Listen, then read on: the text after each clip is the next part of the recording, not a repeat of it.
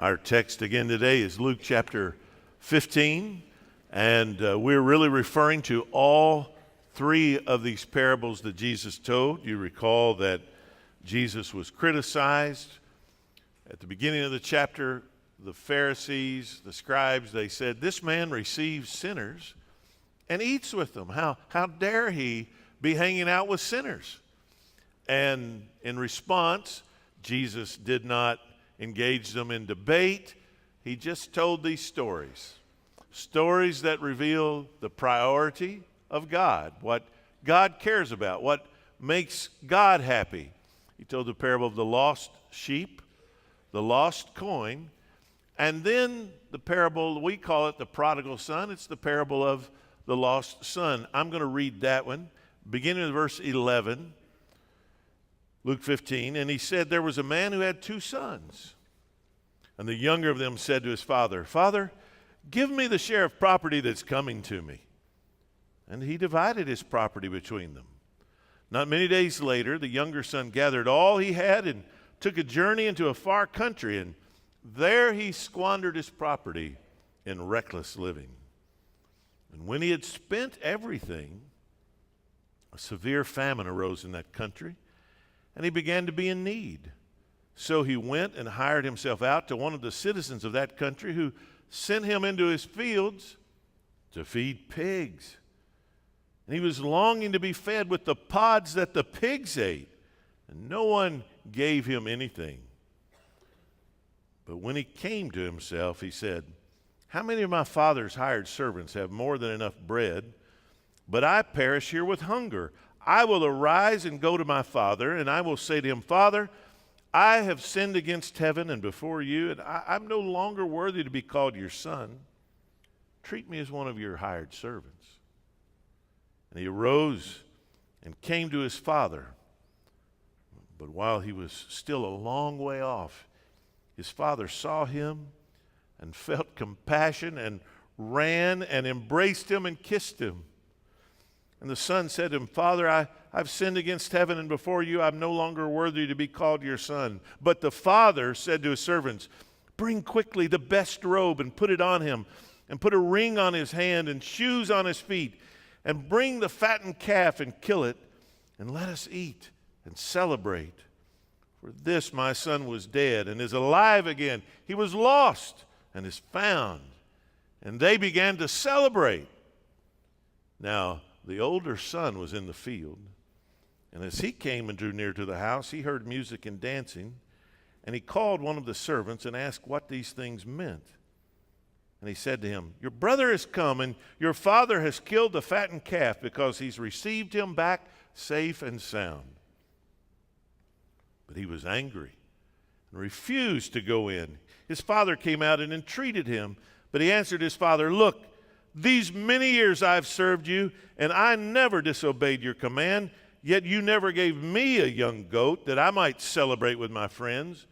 But when this son of yours came, who has devoured your property with prostitutes, you killed a fattened calf for him.' And the father said to him, 'Son, you are always with me, and all that is mine is yours. It was fitting to celebrate and be glad, for this your brother was dead and is alive. He was lost and is found.'" You know, I wanted to read all of that because, remember, I've told you before that don't miss the main point Jesus is making. He's getting to that older brother. We think that the prodigal is sort of the main character in the story, but he's not. The reason Jesus is telling the story is to get to that older brother. In fact, if you look here, you find in the text what I call a zone of turbulence. A zone of turbulence is when there's something different. You know, repetition in the biblical text always indicates importance. You see something repeated over and over, you know that's important. But an even greater importance is when you see repetition and then variation. Something's lost, it gets found, there's rejoicing. Something's lost, it gets found, there's rejoicing. Something's lost, it gets found, there's rejoicing. Someone's ticked. Oh, Now that's different. There's the point Jesus is making. And he's telling it because he knows the tendency of the human heart is to hold against people that they receive grace. Grace is a hard thing for us to really conceive, especially when it's poured out on somebody else. And this is why it's important for us every so often to just remind ourselves, those of us who have been blessed of God for so long that we know the gospel. Maybe you, like me, grew up in a Christian home. Maybe you've been saved for a long time. We need to remind ourselves that people who have been found easily forget what it was like to be lost. And that's what Jesus is getting at here. So that's why we have to become Lostologists. We have to remind ourselves. It's very easy for us to be like that older brother. And that's why I just want to say it again. I am so proud of you, my precious people, my beloved church, for the way you responded to having Christian hip-hop here in our church last night. You know, it's just not the kind of music you associate with a church called Buck Run. And yet, what I know about you is that you care a lot more about the content than about the category. You care a lot more about the spirit that unites us than any culture that might divide us. And let's never forget what it's like to be lost. And if we really care about the lost, then we are willing to use any means at our disposal to reach the lost. We can never forget what it's like to be lost, and we don't ever want to be the guys harumphing because sinners are coming to Jesus. We don't ever want to have that spirit of the older brother. We've got to relate to lost people, but without leaving the gospel. Now there's the challenge for us. It's the challenge, I think, for churches in general. When I was a boy, man, from the time I was little, I just had an attraction to preaching. My dad was a pastor. I listened to preaching. I listened to his preaching. I listened to other preachers. I'll never forget when my dad told me there's going to be a preacher holding a revival down in Clarksville, Tennessee, across the state line from where I grew up there in Christian County. And Dad said, we're going to go hear him. His name's Bob Harrington. Some of you may remember Bob Harrington. Bob Harrington was called the chaplain of Bourbon Street. And he sort of got famous because he and Madeleine Murray O'Hair, the famous atheist, were on the original Phil Donahue show. The very first time Phil Donahue ever had a national broadcast, it was Bob Harrington and Madeleine Murray O'Hair debating Christianity, debating the existence of God. And I think eventually they went on the Phil Donahue show 18 times. They actually toured across the United States, sort of debating each other. And man, I listened to Bob Harrington. I was like a 10-year-old boy the first time I heard him. And it was just amazing to me. He told stories about down there in New Orleans where he lived, being on Bourbon Street. He talked about witnessing to the pimps and the prostitutes and the drunks. And I was just sort of enthralled at these stories that he told. I actually had an album. Now, you may not know that they actually used to have albums of sermons. But I got one of Bob Harrington called The Chaplain of Bourbon Street. I listened to that thing over and over and over. A guy named Wally Fowler would be singing songs. Bob Harrington would preach a little bit of the sermon. Wally Fowler would sing a song. I can remember it like it was yesterday. And that's why it was all the more grievous after years of hearing Bob Harrington and saying, man, that guy can preach, and just being enthralled by his preaching, that I heard that he had fallen into sin and left the ministry. Man, there's the danger that under the guise of reaching people, that we forget that contextualizing the gospel doesn't mean that we surrender the gospel. You know, every road has two ditches. And Satan really doesn't care which one he gets you in. some people fear that they will lose the gospel so much that they isolate themselves, and they just don't go to messy places. They don't go to sinful people in the sinful places. They put up a sign out front and say, y'all come, you're welcome to come to our church. But what they really mean is, as long as you don't sit in my seat, as long as you don't park in my parking place. You know, I tell my students at Southern Seminary, there are two immutable facts of Baptist churches. One is they all say they want to grow, and number two is they're all lying when they say it. What they mean is, oh, you know, if there's somebody out there that looks like me, they think like I do, they dress like I do, they got the same color of skin that I do, and they want to come here, don't sit in my seat, don't take my parking place, well, then they're welcome to come. But you know, the gospel's a lot deeper than that. The gospel takes us to messy places. There are some people so afraid of losing the gospel that they're just not going to messy places. They're not going to get involved in messy situations. To them, evangelism is memorizing the pastor's phone number.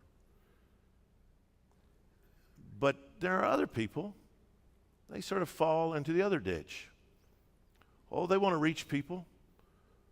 But in their zeal to reach people, and what they call contextualization, they really lose the gospel. They become like the people that they're trying to reach, but they never get around to really telling them about repentance and forgiveness. They would never sing a song like we just sang about the blood of Jesus.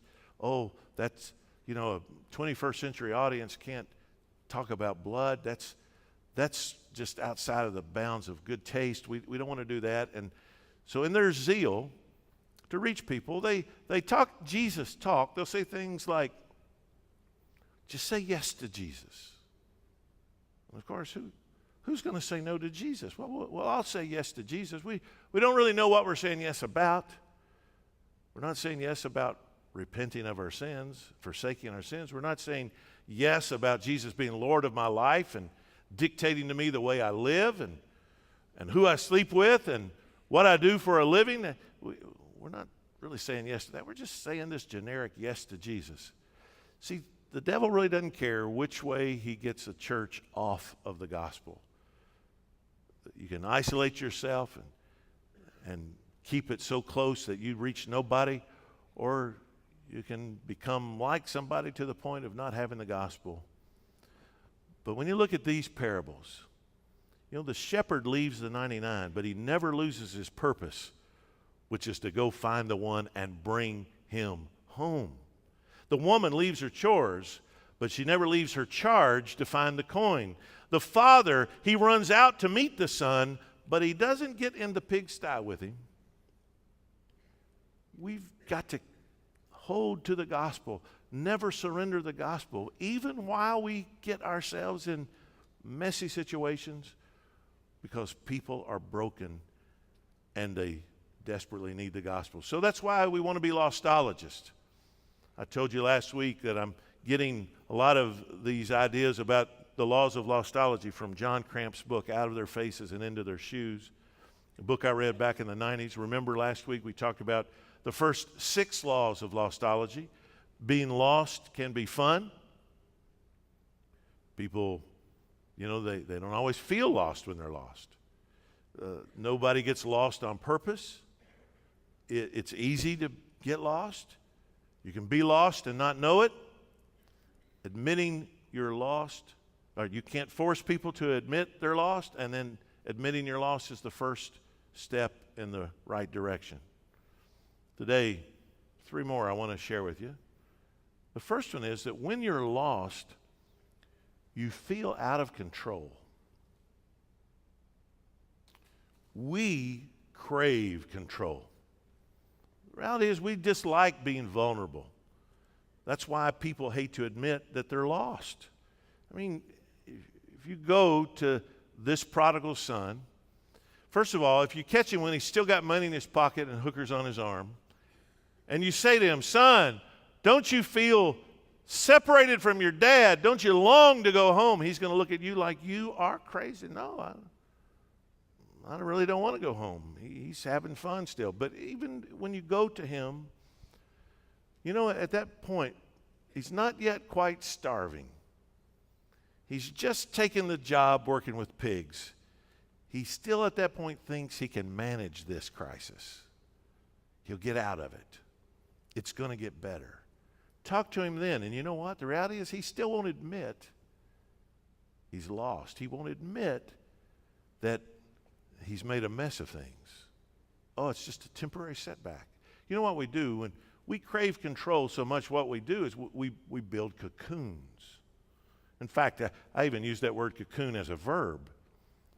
We cocoon. Do you think about how cocooning our contemporary culture is?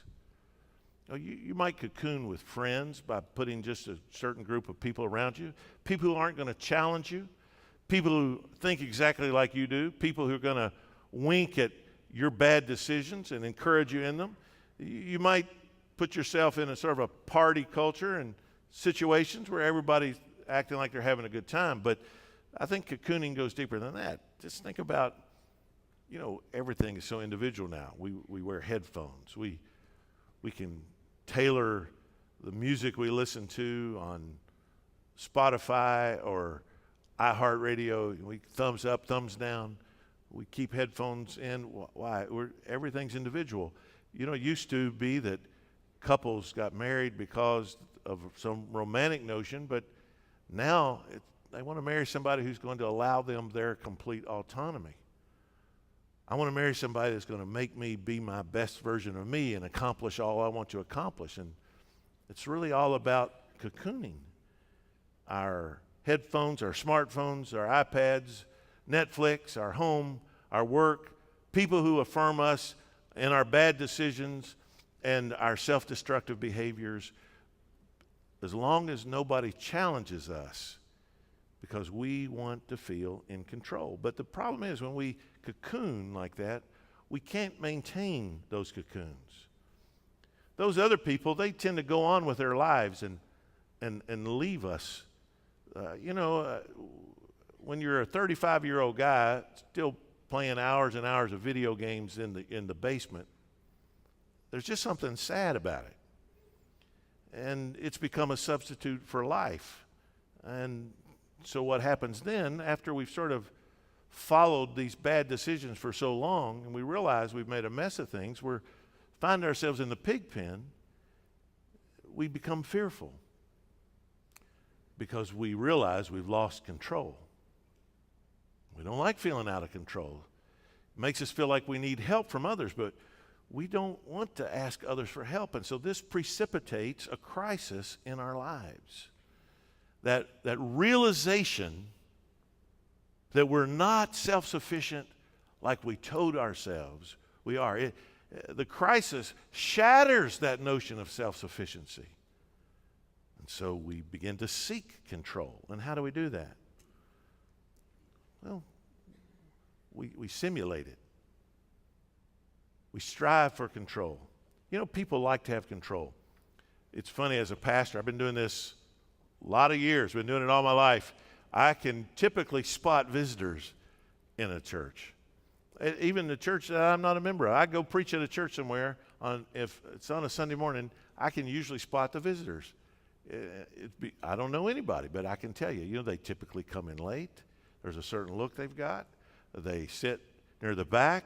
They're not going to go anywhere near a registration tab or a visitor card or anything like that. When visitors come to Buck Run, they usually hear 3 or 4 times before they ever decide whether or not they're going to let us know their name.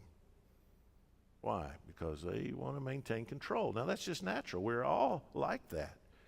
We slip out early during the closing prayer. Why? We want to attempt to maintain control in an unsettling and strange experience. That's just who we are. We like to have control. So how do we get control? Well, when we find ourselves in the pig pen, when we've made a mess of things, and the notion that we're in control begins to shatter, so we try and seek control in some other way. Maybe it's money, making money. Maybe it's fitness. I'm going to become super fit. Maybe it's relationships. Now look, there's not a thing wrong with money or fitness or relationships. Those are all good things in a certain context and in a certain proportion. But those things, like many other things, can still become a substitute for me trying to take control of a life that has spun out of control. Because it doesn't matter how good the thing is, if Christ is not at the center of your life, you still realize, man, I'm not in control. And ultimately, the world just doesn't cooperate with your illusion that you are in control. So you make money, and you get super fit, and you try and engage in all these meaningful relationships, and then the economy crashes. The housing market collapses. Or the doctor says, I'm sorry to tell you this, but you have melanoma or multiple sclerosis. Or you discover that your spouse is cheating on you, or perhaps just simply doesn't love you anymore. It's not that there's anybody else, it's just that they don't want it to be you. And you realize that you never were in control. And all the effort you've put into it to convince yourself that you are has really been for nothing. So maybe yet still, notice it says that in the prodigal that he was willing to fill his belly with the pods that the pigs ate. So, right, when you're out of control, then what's the thing? You've got these hungers. You got to satisfy it. So what do? We consume things. That consumption might be spiritual. It might be physical. We talk about comfort foods all the time. That's become sort of the new thing. Oh, well, I want to go to a certain restaurant. What do they serve? Oh, they serve comfort foods. Oh, then I'll go there. I want the comfort of food.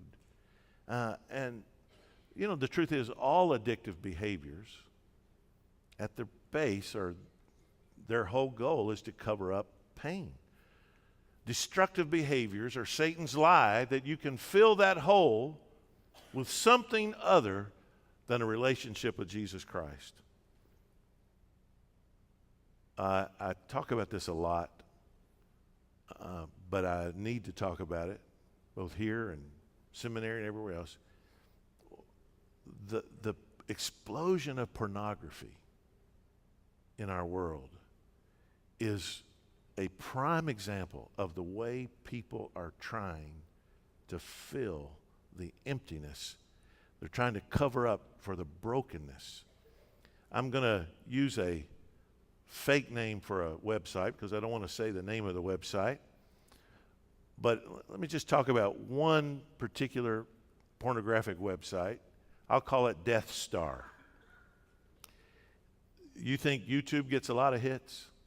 The Death Star website last year recorded 4.6 billion hours of people watching on their site. Now, I don't know how many pornographic websites there are. This is one. I'm telling you. It is, according to statistics, the most popular one. But that breaks down to they had 23 billion visitors watch a total of 91.9 billion videos. Now, if you do the math, this means last year, this Death Star website boasts that figure equates to every man, woman, boy, and girl on the planet watching 12.5 videos each.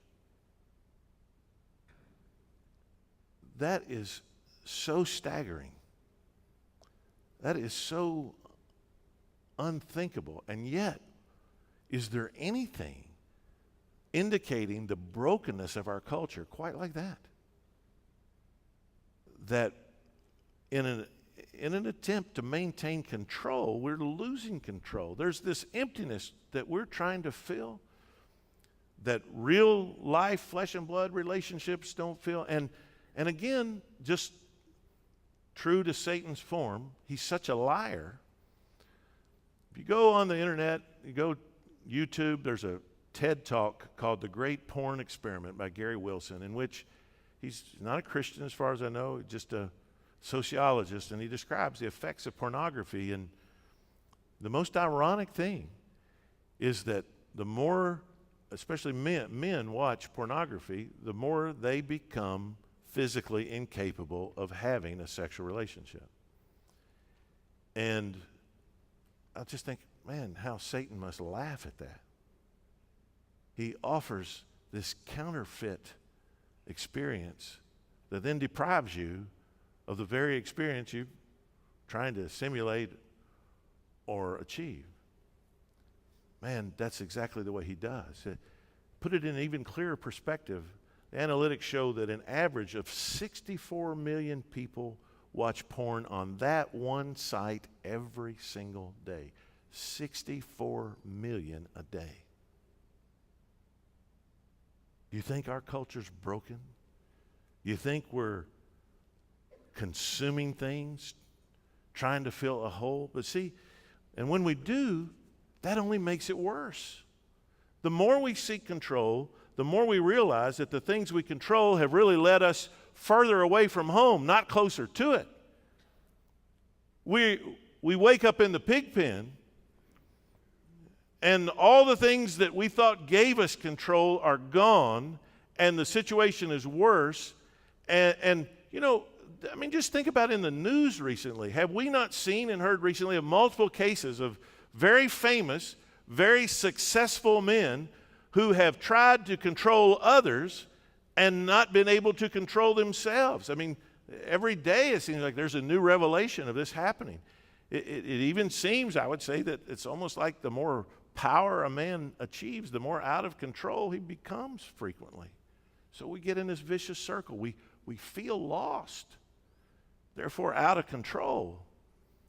Therefore we try and gain more control, and we end up even more lost. You know, when you're lost, you feel out of control. But another law of Lostology is that even when you are lost, you aren't stupid. You know, just because you aren't where you should be doesn't mean you're stupid. You have to realize this. You might feel dumb. Why do men hate to ask directions? Men hate to ask directions. I don't even like, if Tanya and I are in a store and she says, oh, find me such and such. Now, I take this as a challenge. I'm on a hunt. I want to find the game and bring it down and bring it home. And I'll spend a long time. I'm searching. The last thing I want to do is go over to somebody who works at the store. Even if they come up to me and say, can I help you find something? What am I going to say? No, I'm just browsing. Right? I want to find it. And Tanya comes up beside me and she goes, hey, where's your shampoo? She ruins the whole thing because she just asks. I'm like, wait, I don't want to ask. I want to find it. What am I doing? I'm trying to stay in control. I don't want to admit I don't know something. It's just something about it I don't like to say. I need your help. You know something I don't know. Can you tell me where it is? I have to be in a really desperate situation. I have to be pressed for time before I'm ever going to ask for help. That's just who I am. Why? Because I sort of feel dumb when I ask for help. What if every time you asked for directions, you had to wear a sign that said, I'm stupid, please help me? Would you go up to somebody and flash the sign and say, no, would you help? But honestly, that's sort of how we feel, especially those of us who struggle with sinful pride, which is most of us. We don't like to feel stupid. We say, oh, I know there's someplace I'm supposed to be, but I'm not there, but I don't want to ask for help. I feel sort of stupid if I ask for help. But you know, when you're lost, you're not stupid just because you aren't where you should be and just because you don't know what others know. Somebody knows where the shampoo is. Somebody knows where you find the canned green beans. They know something you don't know. But when lost people came to Jesus, he never made them feel stupid. There was just something so welcoming about Jesus. I mean, think about Zacchaeus. We sing about him. We've known about Zacchaeus since Bible school. Zacchaeus, who is a diminutive man, he can't see above the crowd, climbs up in a tree in order to be able to see Jesus pass this way. Jesus doesn't go, "You look ridiculous up there, Zacchaeus." What does he do? He says, "Zacchaeus, hey, come down. I'm going to your house." He sees in Zacchaeus man, there's something he's doing that shows he's open, he's interested, he has a need. Jesus doesn't rebuke him, doesn't make him feel stupid. He says, "Hey, I'm coming to your house." Jesus rewards the step that Zacchaeus takes. The woman caught in adultery. Jesus doesn't say, "Oh my, you've gotten yourself in a mess." No, he just gently speaks to her. "I don't condemn you. Go sin no more." You see, when you're lost, you aren't stupid. And Lostologists, people who have the gospel, have the truth, we need to make sure that we're responding to people in such a way that we're not condemning them. We're not angry with lost people for acting like lost people. We don't get mad at the world for acting like the world. We don't act superior to them like, "Well, I've got the truth and you don't." Like somehow we were deserving of God's grace. No, we meet them where they are. We understand also that when you're lost, it's hard to trust a stranger. You know, when you stop and ask for directions, you know what you do? You look over the crowd of people there. Let's say you pull into a convenience store. You're lost. You're late. You're needed somewhere, and it's a critical moment. And so you stop at a convenience store. You're doing what you hate to do. You don't like to ask directions, but you stop. And immediately you just look at the crowd of people standing there. You know what you do? You don't calculate which one of them looks the most knowledgeable. You calculate which one of them looks the most open to you. So here's a guy. His brows are down, and he's looking aggravated. You're not going to ask that guy for directions. Here's a mom. She's fooling with her kids, and she's a little frazzled. You can see she's on her last nerve with these kids. You're not going to ask her. But here's a lady, and she's looking at you. There's a little smile on her face. Her eyebrows are up, and she's leaning in slightly. You don't know if she's smart. You don't know what she knows. You don't know if she's around there. But because she's looking friendly to you, you'll say, "Hey, can I ask you for some directions?" This is the posture we have to take, because you see, we are trained to distrust strangers. And we drum this into our kids now. You don't talk to strangers. I mean, I feel for women. I see them when they're running on the road, and I'm always in Frankfort looking to see if it's a church member. And I've just learned, if women, when they're running, they're not going to make eye contact with a man in that car, because they don't know if they feel safe or not with every man driving by them. Can I trust that man? If you're black, can you trust that white guy? Is he a racist? If you're Latino, can you trust that guy? Does he even think you ought to be in this country? If you're gay, can you trust that Baptist preacher? Or does he condemn you right off the bat? We come loaded already with a little bit of reluctance and reticence and distrust of strangers. We don't know. Are they accepting of us? Will they be friendly to us? Do they care about our need? And so the truth is, we'd rather trust friends, wouldn't we? So what is it that Lostologists have to do? We have to make friends. We have to be friendly. Sometimes people will say to me, people visit here at Buck Run, and I'll welcome them. Maybe they've not been in church for a long time, or maybe they've grown up and been accustomed to a much smaller church. And people say to me, I don't know about a big church. Like, of course, that's relative. Tanya and I work with my friend David Hatcher's church down in Brazil that has thousands upon thousands of people. And Buck Run doesn't seem like a big church compared to that one. But I get that compared to some others, it seems like a big church. But the truth is, no real church is a big church. It's just a collection of people who have been lost and then got found. And they've trusted the one who could find them. You see, Jesus was an intriguing stranger. People trusted him. Some people came up to Jesus with no previous introduction, but they felt drawn to him. Here's a woman who just wants to touch the hem of his garment. Here's a blind man who hears that Jesus is passing and just begins to cry out to him. Nobody introduces him. No one invites him. But people trusted him. Some came because a friend brought them. The woman at the well, when she met Jesus there in John 4, she enters into that relationship very warily, very, very gently, as Jesus just begins to talk to her. But after she comes to see who he is, after she learns how to drink of the water of life that makes her never thirst again, what does she do? She goes back into the town that has ostracized her, back in there to the people who know her very stained and sinful character, and she begins to invite them, come see a man who told me everything I ever did. Is not this the Messiah? Isn't he the one? And her testimony brought others. Now look, that's what we've got to do. Sometimes people say to me, you know, Pastor, I have a burden for lost people. I just don't know how to talk to them. Well, we're going to do some things to help you with that. But let me say this, at the very least, you can tell them your story. You can tell them what Jesus has done for you. You can tell them that there was a time you were lost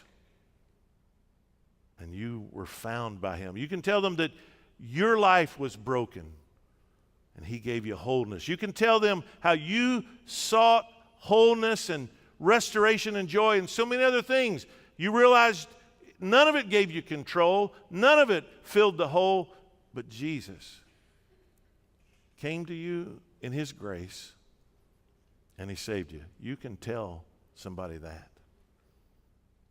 You know, to be lost is a terrible thing. Nobody likes it. We're going to Israel in about another week and a half. And I can remember one time being in Israel, in Jerusalem, in the Jewish quarter on a Friday afternoon. Now, if you're in the Jewish quarter when the sun goes down on Friday, you'll be stoned because you're violating the Sabbath. And the Orthodox will come out and they will throw rocks at you, and I imagine that would hurt. And I got lost in the Jewish quarter on a Friday afternoon. It all been all those streets, they look alike, and I'd go up one and hit a dead end, and the sun is going down, and I'm in there, and I have got to get out. And I looked up, and here comes this Orthodox Jewish man walking toward me. He had the long coat, he had the beaver fur hat on, he had the forelocks, and I thought, I'm going to do what I hate to do. I'm going to ask. I said, sir, I'm lost. He goes, you sure are. I said, where are you from? He said, I'm from Houston. I said, Houston? I didn't know there were any Orthodox Jews in Houston. He said, there ain't no more. I come here. I said, well, man, I got to get out of here. He said, you sure do? And I said, could you direct me out? He said, yeah, let me take you. And he walked me down the street and pointed me out to get over to the Arab quarter and get out of there on this before the sun went down. I was so grateful. Man, I was frightened. That desperation drove me to do what I hate to do, and to ask for help, to ask for directions. See, to be lost is a terrible thing. Maybe you're here today and that's where you are. You're lost. You realize if death were to come right now, you don't know what would happen, or maybe you do, and it's not good. You fear. You're out of control. You've tried to fill the hole yourself, and you've just made it worse. To be lost is a terrible thing. But you know what's worse? To be lost and to trust nobody. I want you to know, you can trust not me, not the Buck Run Baptist Church. You can trust Jesus. Because he was the great Lostologist. He came to seek and to save that which is lost. And if you're here today and you've never put your faith and trust in Jesus Christ, you can do it right now. When we sing a hymn of commitment, we have our pastor stand up here for a reason. And you know what? There's just, for one thing, if you put your faith and trust in Jesus, the first thing you need to do is tell somebody. And if you've done that, come tell them, I've trusted Jesus. Today, I've been found. Today, I came to the end of myself, and I've repented of my sin and put my faith and trust in Jesus. I believe he died for me. I believe he rose from the dead. Maybe though you say, I'm not there yet. I want to do that. I'm just not sure I know how to do that. Well, then they're here for you to just come and tell them, could you give me directions? My desperation has driven me to do what I don't want to do, but I'm asking you for directions. And one of our pastors, some of the ladies of our church are here. If you'd prefer to talk to a lady, we want to give you directions and point you to Christ. But I realize that on a Sunday morning in this Baptist church that most people here have already put your faith and trust in Jesus. There are some here today I know who are lost. Many would say, I know I've been found. I've trusted in Christ. But then I ask you, what are you doing to point others to the way home? It is a terrible thing to be lost. It's a terrible thing to be lost and to trust no one, but you know what? To have the directions, to be able to tell others how to come home and fail to give them, that's criminal. I'm asking you, if you are a believer, I want you to do it again. I want you to write down a name. Who are you trying to find? Who are you pointing to Christ? Father, we bow before you today. A group of broken people. Some in our brokenness have already come to Christ and found him as our wonderful Savior and found a wholeness in him we could not have any other way. We've run to him and found that he was waiting for us, and how we praise you and thank you. But Lord, now we want to point others to you. Put a burden on us that we can't shake, we can't get rid of. We have to be consumed with the gospel. But Lord, I pray for others that are here that need to be found. They, like that prodigal son, find themselves totally out of control, trying to fill their lives with something that does not give them satisfaction, that does not give them wholeness, and they've come to the end of themselves.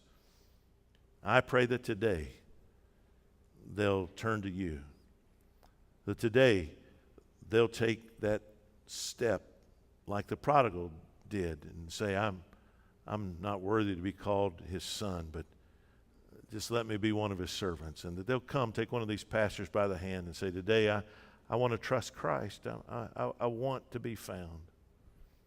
Maybe there are others in here, Lord, that are struggling with your will in some way about baptism, about church membership, about the restoration of a relationship, whatever the need may be. Speak to our hearts now. By the power of your Holy Spirit we pray. In Jesus' name.